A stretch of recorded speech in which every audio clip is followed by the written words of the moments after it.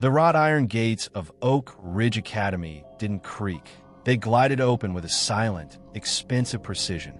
Elias Thorne adjusted his tie in the rearview mirror. As a young literature teacher, landing a job here was supposed to be his big break. The salary was triple what public schools offered, and the campus looked like a five-star resort.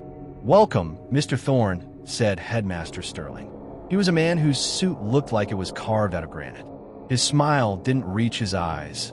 It stopped exactly at the edge of his thin lips. "At Oak Ridge, we don't just teach. We correct. We take the rebellious children of the elite, and we give them back to their parents as perfect citizens." Elias nodded, impressed by the high-tech security cameras that seemed to follow his every move. "Discipline is important," Elias agreed. "Discipline is everything," Sterling replied. "Our students follow the Syllabus of Absolute Order. You will find them remarkably quiet." Elias's first class was at 8 a.m. When he walked in, 24 students were already seated. They didn't whisper. They didn't look at their phones. They sat with their backs perfectly straight, staring at the empty chalkboard.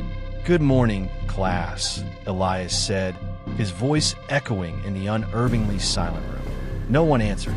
24 pairs of eyes turned toward him in perfect unison. It wasn't the respect of students.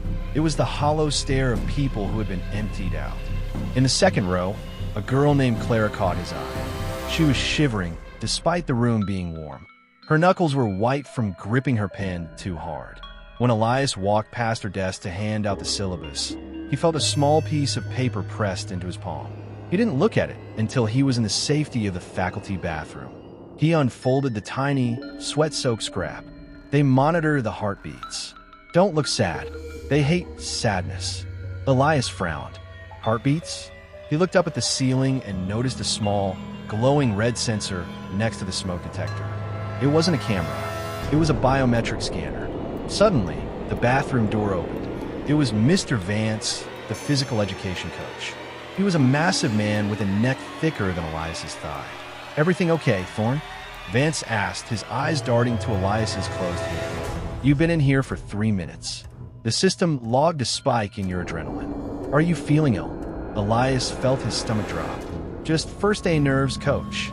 Control it," Vance said, stepping uncomfortably close. The headmaster likes a stable environment. High emotions are considered a breach of contract. The silence is just the beginning. Elias is starting to realize that the perfection of Oak Ridge is maintained by something much darker than just rules.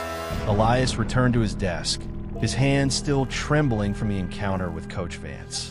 He tucked Clara's note deep into his pocket, feeling it like a hot coal against his leg. He tried to focus on grading essays, but the silence of the faculty lounge was suffocating. There were no hushed conversations about weekend plans or complaints about the cafeteria food. Every teacher sat at their station, typing with a rhythmic mechanical precision.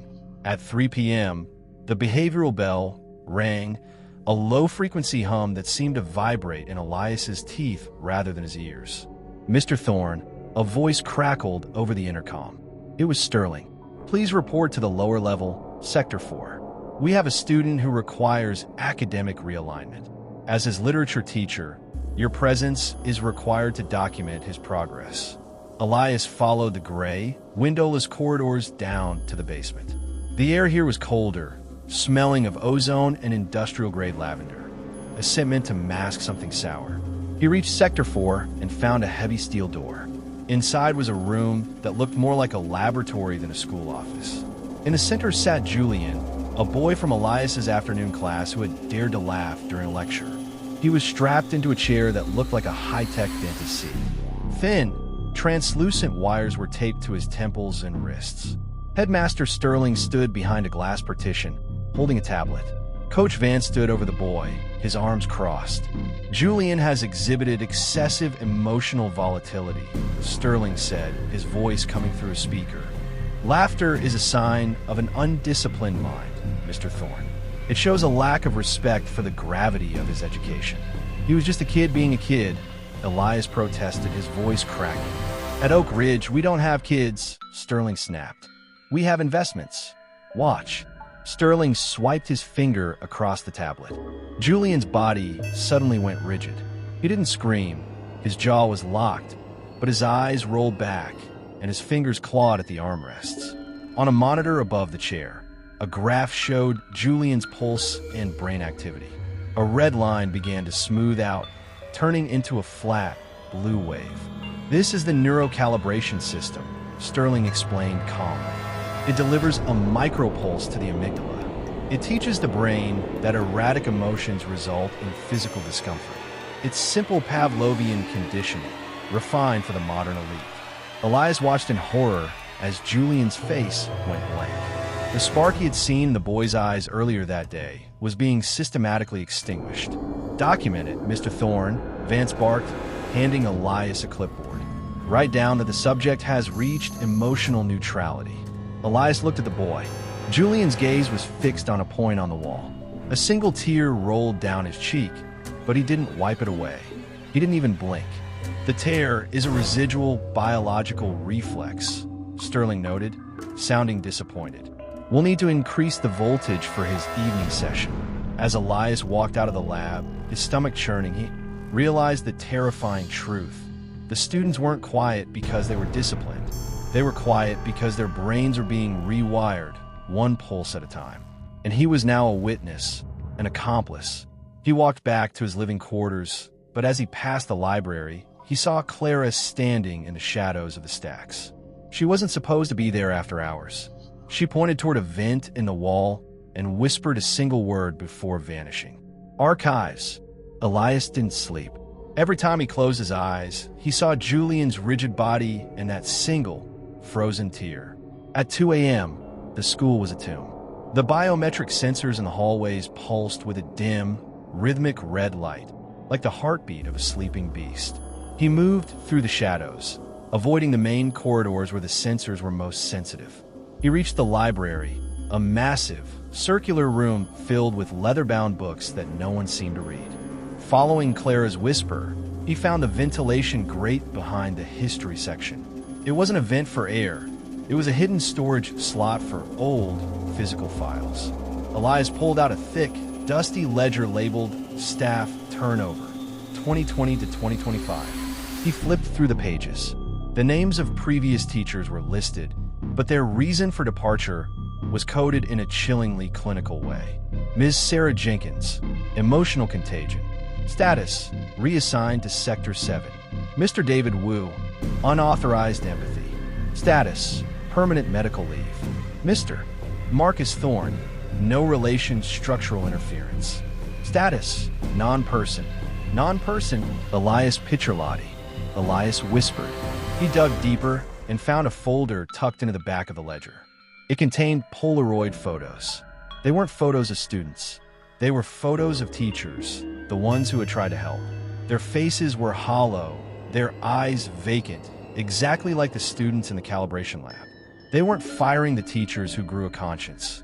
They were calibrating them too. Suddenly, a heavy hand slammed onto the library table behind him. Elias jumped, the ledger sliding across the floor. "Deep research, Mr. Thorne." It was Mr. Vance. He wasn't wearing his coach's whistle.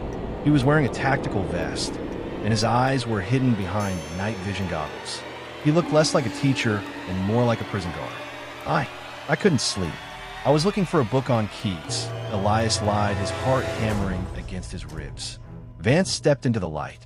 He held a small, handheld device, a biometric scanner. He pointed it at Elias's chest. "Your heart rate is 115 beats per minute, Elias. Your perspiration levels are rising. According to the Oak Ridge Protocol, you are experiencing subversive anxiety." "It's just the coffee, coach," Elias said, backing away toward the shelves. "The headmaster hates liars even more than he hates sadness," Vance said, his voice dropping to a low, dangerous growl. He picked up the ledger Elias had dropped. "You're looking at the non-persons. Do you know why they're called that? Because once the machine is done with them, there's no person left inside the skin. Just a set of lungs and a heart that beats when we tell it to." Vance pulled a taser from his belt. The blue sparks danced between the prongs, illuminating the dark library. "Run," Vance said with a twisted grin. I haven't had a good hunt since the last literature teacher tried to burn the archives. Elias didn't wait. He sprinted into the darkness of the stacks, the sound of Vance's heavy boots echoing behind him. He wasn't just a teacher anymore. He was prey. Elias's lungs burned. The air in the library felt thick, like he was breathing through a wet cloth. He burst through the double doors at the back of the library and found himself in the corridor leading to the athletic wing. The lights here were off, but the floor, polished to a mirror finish, reflected the rhythmic red pulse of the wall sensors. Blink, blink, blink. He could hear Vance's heavy footsteps behind him. They weren't fast, they were steady. Vance wasn't running because he knew there was nowhere to go. Oak Ridge was a fortress of brick and biometric locks. Elias ducked into the gymnasium. It was a massive cavernous space. In the dark, the climbing ropes hanging from the ceiling looked like nooses. He dove behind a stack of heavy wrestling mats, pressing his back against the cold foam. He forced himself to breathe slowly, in through the nose, out through the mouth. He had to lower his heart rate. If the sensors in the gym picked up his subversive anxiety, the doors would lock automatically. The gym doors creaked open.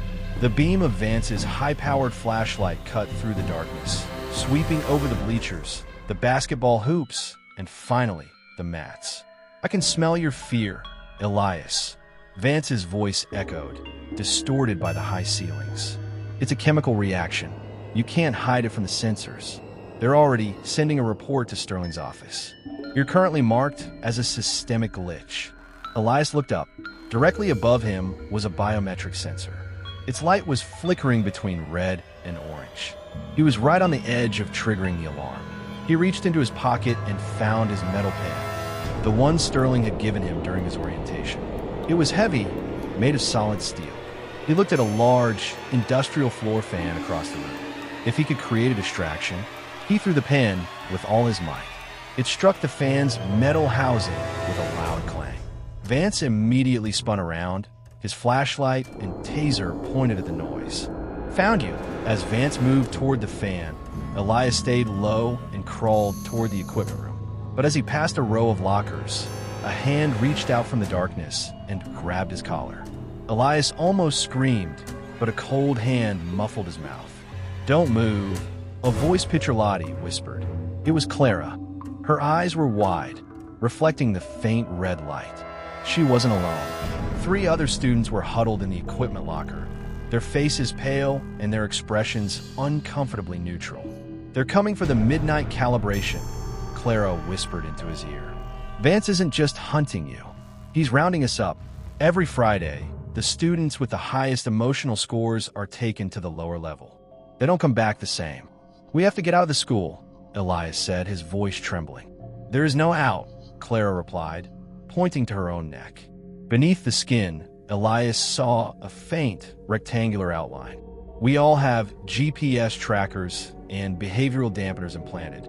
If we cross the gate, the dampeners deliver a lethal shock.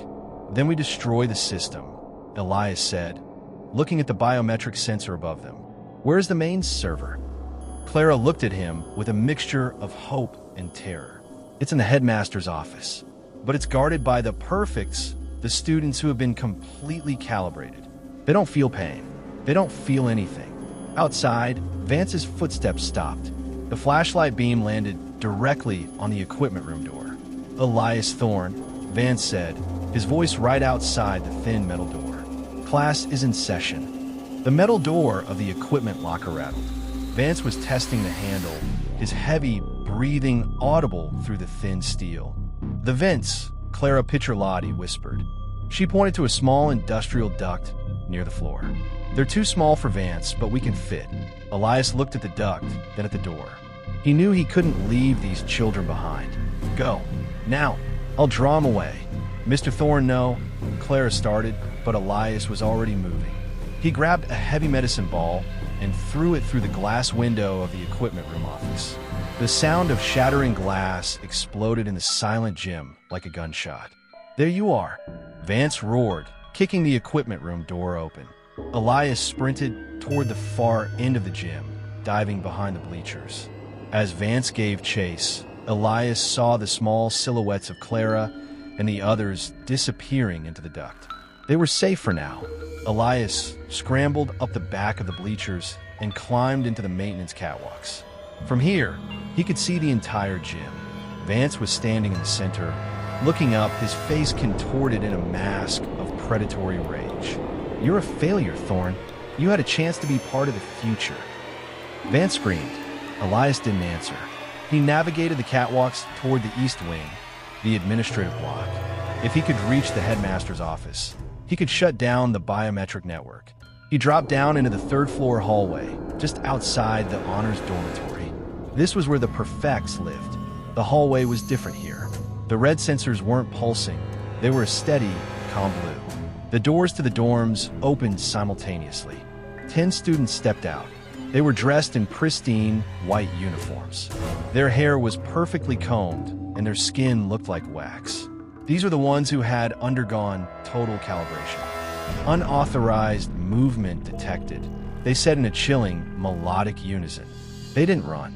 They marched. Their movements were synchronized, driven by the neural implants in their brains. They didn't carry weapons, but their eyes were devoid of any human hesitation. "Clara said you don't feel pain," Elias whispered, backing away. One of the perfects, a tall boy named Arthur, lunged forward. Elias tried to push him back, but Arthur didn't flinch. Elias punched him in the chest, a blow that should have winded any teenager. But Arthur didn't even blink. He simply grabbed Elias's arm with a grip like a hydraulic vise. "Emotional levels, critical," Arthur said, his voice flat. "Systemic correction required." Elias realized he wasn't fighting students. He was fighting biological drones. 3 more perfects closed in, their hands reaching for his throat. Suddenly, the fire alarm began to blare. Water sprayed from the ceiling, drenching the hallway. The blue sensors turned a chaotic purple. The perfects stopped, their heads tilted to the side, twitching in sync. The water was interfering with the external biometric signals. "The server," Elias heard Clara's voice over the intercom. She had made it to the security substation. "Mr. Thorne, the water is a distraction. Get to the office while the network is rebooting." Elias wrenched his arm free from Arthur's frozen grip. He sprinted past the twitching, short-circuiting students. He reached the end of the hall and saw the massive oak doors of the headmaster's office. But standing in front of the doors wasn't a student. It was Headmaster Sterling. He wasn't holding a tablet anymore. He was holding a high-voltage cattle prod, and his face was no longer calm. "You've ruined a decade of research in one night, Elias," Sterling said, his voice trembling with a very uncalibrated anger. "Do you have any idea how much these parents pay to have their children fixed?" The sprinklers were still raining down in the hallway, but inside Sterling's office, the air was bone-dry and smelled of expensive cigars. The room was a museum of control, walls lined with monitors showing every classroom, every bedroom, and even the calibration lab in the basement. Sterling stepped forward, the cattle prod humming with a low, predatory blue light. "You think you're a hero, Elias? You're a vandal. These children were chaotic, broken, and useless to their families. I gave them purpose. I gave them peace. You turned them into statues," Elias shouted, his voice echoing off the glass trophies. "You stole their minds so their parents could have perfect accessories." Sterling lunged. For a man of his age, he moved with a terrifying, calculated speed. He swung the cattle prod, the tip grazing Elias's shoulder. A burst of white-hot agony shot through Elias's arm, causing his muscles to seize. He collapsed against the headmaster's mahogany desk. "Pain is a great teacher," Sterling hissed, raising the weapon again. "It's the only language the undisciplined truly understand." Elias rolled across the floor, narrowly avoiding a second strike that shattered a glass lamp. His eyes searched the desk. He needed the master key card, the black titanium card Sterling used to override the biometric grid. There it was. It was docked in a sleek, silver reader next to a cluster of monitors. Elias grabbed a heavy marble bookend and hurled it at Sterling's face. The headmaster flinched, giving Elias the split second he needed. He scrambled onto the desk and lunged for the keycard. His fingers closed around the cold metal, but Sterling's hand clamped onto his ankle. The cattle prod pressed into Elias's calf. Elias's vision went white. His entire leg felt like it was being dissolved in acid. He kicked out blindly with his free leg, catching Sterling in the throat. The headmaster fell back, choking, the cattle prod clattering across the floor. Elias didn't wait. He shoved the master keycard into the server's manual override slot. The monitors in the room began to flicker. A prompt appeared on the main screen. System override detected. Enter security clearance. Clara, Elias screamed, hoping she could still hear him through the intercom system. I'm in. What's the code? The intercom crackled. Clara's voice was strained, the sound of Coach Vance's heavy boots banging against a door in the background. It's not a code, Mr. Thorne. Look at the screens. It's a biological lock. You need Sterling's retina. Elias looked at the choking headmaster, who was reaching for the cattle prod. I'm sorry about this, Elias Picciolotti whispered. He grabbed Sterling by the collar and dragged him toward the wall-mounted scanner. Sterling fought with the strength of a cornered animal, clawing at Elias's face.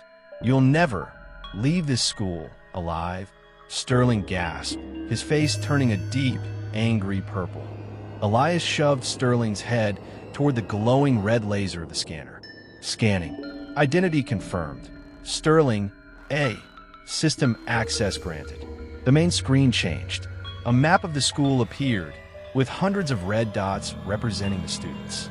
Next to the map was a single button, purge all biometric data. Elias hovered his finger over the button. Don't, Sterling whispered, his voice suddenly calm.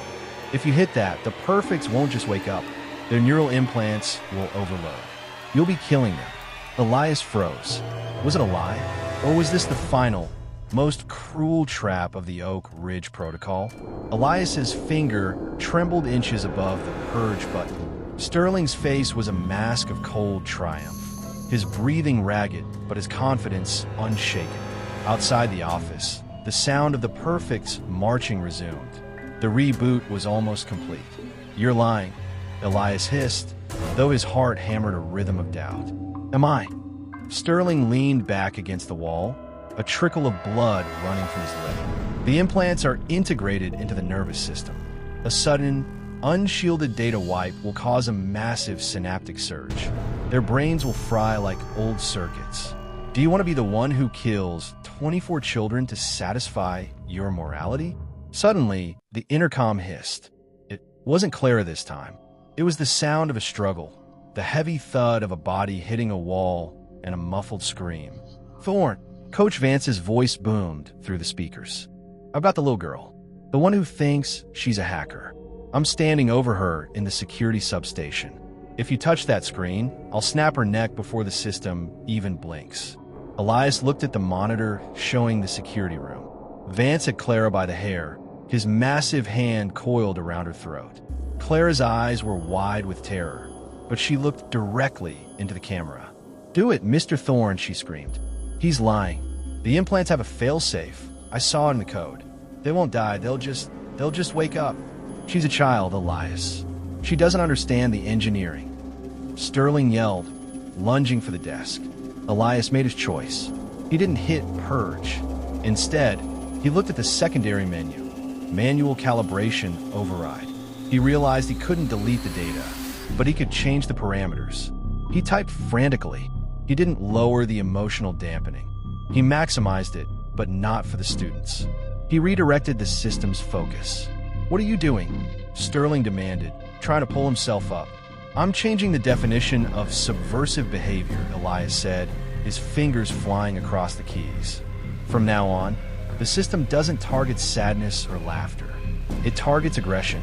He slammed the enter key. A high-pitched frequency erupted from every speaker in the school. It was the correction pulse, but it wasn't aimed at the students' desks. It was aimed at the security headsets and the biometric vests worn by the staff. In the monitor, Vance suddenly let go of Clara. He clutched his head, his face contorting in agony. The cattle prod in Sterling's office began to spark wildly, its safety sensors triggered by the new protocol. The system is correcting us? Sterling gasped, falling to his knees as his own biometric watch began to deliver a steady, agonizing shock to his wrist. "You wanted absolute order, Sterling," Elias said, standing over him. "Now you have it. Any sign of violence, any spike in adrenaline associated with anger, and the school will correct you." But the victory was short-lived. The monitors showing the perfects in the hallway turned black. A red warning light began to spin on the ceiling. System critical. Neural overload in Sector 3. Clara hadn't been entirely right. The implants were reacting. The students in the hallway were collapsing, clutching their heads as the conflicting signals tore through their minds. Elias grabbed the master keycard. "Clara, get the others. We have to get to the lower level. They're the manual shutoff for the implants in the Calibration Lab." "I'm on my way." Clara's voice was shaky but determined. Elias ran out of the office, leaving Sterling twitching on the floor. He reached the hallway where the perfects lay in heaps of white fabric. Arthur, the boy who had grabbed him earlier, was shaking, his eyes darting back and forth as if he were seeing two worlds at once. "Help me," Arthur croaked. It was the first human sound Elias had heard him make. Elias picked the boy up. "I've got you. Stay with me." As they reached the elevator, the lights in the school began to flicker and die. The backup generators weren't kicking in. The school was literally burning through its power to keep the correction pulse active. Then, from the darkness of the stairwell, came a sound that made Elias's blood run cold. It wasn't a mechanical hum or a synchronized march. It was the sound of Vance laughing. The pulse hadn't broken him. It had driven him into a psychotic rage. He was coming down the stairs, and he had a fire axe. The elevator was dead. The red emergency lights bathed the hallway in a rhythmic, bloody glow. Elias hauled Arthur over his shoulder, the boy's weight feeling like lead. Behind them, the rhythmic thwack of a fire axe hitting the wall echoed through the stairwell. "Thorne!" Vance's voice was a ragged snarl. "The system is screaming in my head. It's telling me to stop, but it feels so good to ignore it." Vance was fighting through the correction pulse by sheer, adrenaline-fueled insanity. Every time the system shocked him for his aggression, it only fed his rage. Elias reached the heavy steel door of the lower level. He swiped the master keycard. The lock hissed open, and he stepped into the cold, lavender-scented air of the basement. Clara was already there, huddled by the main console of the Calibration Lab with 3 other students. "Mr. Thorne," Arthur's eyes, "they're bleeding." Clara cried out. Elias laid the boy on a gurney. Tiny capillaries in Arthur's eyes had burst from the neural pressure. "The override is too much for them. Clara, we have to pull the physical breakers on the neuroserver. If we don't, their brains will literally cook." "But the breakers are behind the cooling fans," Clara said, pointing to a caged area at the back of the lab. "The gate is locked with a physical deadbolt. We need a key." Crash. The lab's reinforced glass window shattered. Vance stood on the other side, the fire axe embedded in the frame. His face was a mask of ruptured veins and sweat. His biometric vest was smoking. The system was trying to stop his heart, but his fury kept it beating. "You want the key, Elias?" Vance reached into his vest and pulled out a heavy brass ring. He tossed it into the middle of the flooded lab floor. "Come and get it." The floor was covered in 2 inches of water from a burst pipe. Sparks from the shattered overhead lights danced on the surface. "Stay back," Elias ordered the students. He stepped into the water. Every muscle in his body braced for a shock. He moved toward the keys, his eyes locked on Vance, who was climbing through the broken window. Vance swung the axe. Elias ducked, the blade whistling over his head and smashing into a heart rate monitor. The screen exploded in a shower of sparks. Elias lunged for the keys, his fingers brushing the cold metal, but Vance's heavy boot slammed down on his hand. "You're a teacher, Thorne," Vance hissed, leaning his weight onto Elias's fingers. "You're soft. You think words can change the world. But at Oak Ridge, we know only force matters." Vance raised the axe for a final, killing blow. "Force and conductivity," Elias gasped.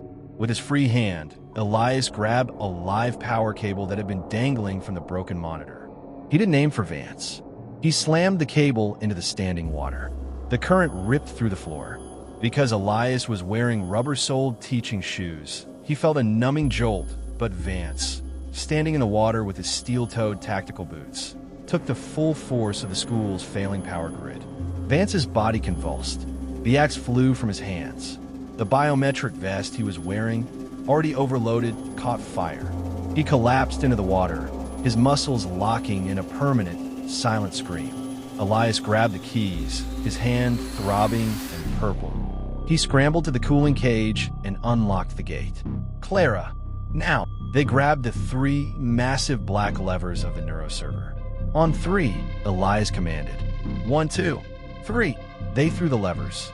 The low-frequency hum that had haunted Oak Ridge for years stopped instantly. The red lights died. The lavender scent was replaced by the smell of cold, damp concrete. For a moment, there was absolute, terrifying silence. Then, from the gurney, Arthur let out a long, shaky breath. I can't think, the boy whispered. The noise, it's gone. But as Elias leaned against the server, exhausted, he saw a shadow move in the doorway. It wasn't a student. It was Sterling. He was holding a small, silver remote, the manual trigger for the school's final solution. If I can't have my graduates, Sterling whispered, his face twitching, no one will. Sterling's finger hovered over the red button of the silver remote. He looked like a man who had lost everything. Not because he cared for the people, but because his masterpiece of order had turned into a gallery of wreckage. This facility is built on a foundation of zero liability, Sterling said, his voice eerily calm. In the event of a total systemic breach, the Academy is designed to sanitize itself. Thermite charges in the support pillars. It will look like a tragic electrical fire caused by a disgruntled new teacher. Sterling, look at them, Elias shouted, gesturing to the pale, shivering students. They're awake. They're human again. Don't do this. They're data points, Elias. And the data is corrupted. Sterling pressed the button. A deep, subterranean thud vibrated through the floor. It wasn't an explosion yet. It was the sound of the gas lines being opened and the internal locks sealing every exit. A timer on the wall, usually used for the students' timed tests, began to count down from 5 o'clock. The main gates are magnetized, Sterling whispered, dropping the remote into the water. They won't open until the building is nothing but ash. We are all part of the final curriculum now. Sterling turned and walked into the darkness of the flooded corridor, laughing a dry, hacking laugh until it faded into the distance. Mr. Thorne, what do we do? Clara grabbed his arm. Her perfect mask was gone. She was just a terrified 14-year-old girl again. The loading docks, Elias said, his mind racing.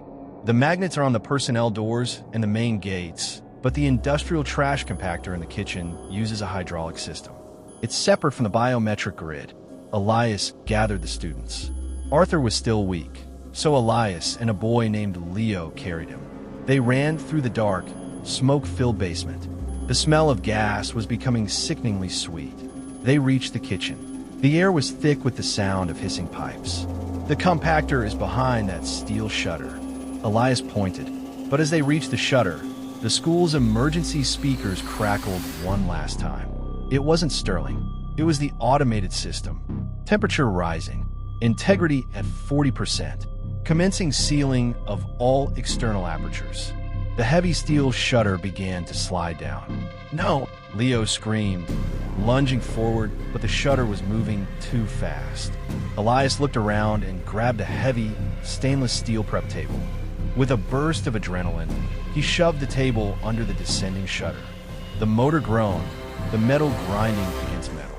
The shutter stopped, leaving a gap only 2 feet high. Go! Slide through. Now! Elias yelled. One by one, the students scrambled under the shutter into the trash chute that led to the outside bins. Clara, go! Elias pushed her toward the gap.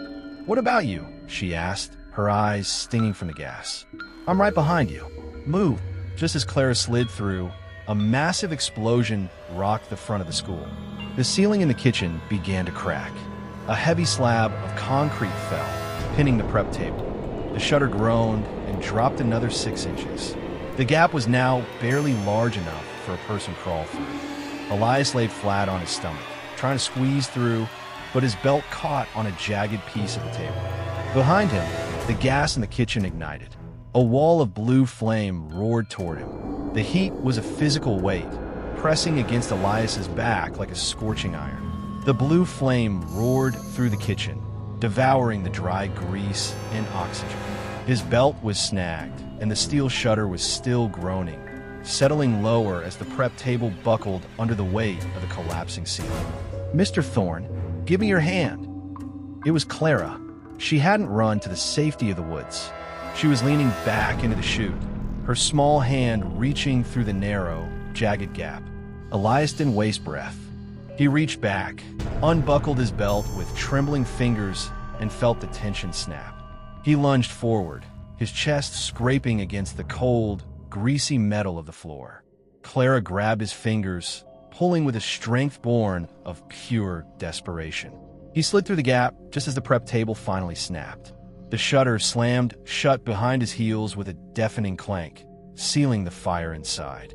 Elias and Clara tumbled down the trash chute, sliding through layers of discarded papers and waste until they burst out of the external hatch and hit the cold, damp grass of the forest edge.